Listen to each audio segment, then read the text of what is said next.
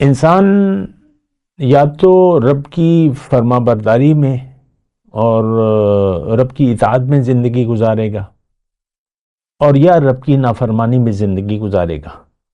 اور دیکھیں، میں آپ سے ایک بات کہوں ذاتی طور پہ آپ سے، کہ ہمیں اس بات کا احساس تک نہیں ہے کہ ہم زندگی فرما برداری میں گزار رہے ہیں یا نافرمانی میں۔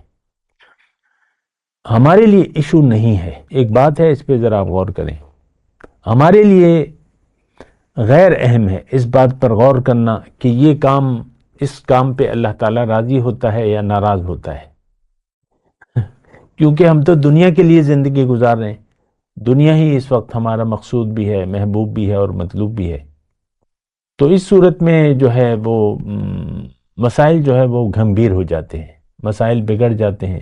دراصل ہماری دنیا میں رہنے کی نیت دنیا ہو گئی ہے، ہمارا رخ دنیا کی طرف ہے، اور ہمارا مقصود، محبوب اور مطلوب صرف دنیا کی زندگی ہے۔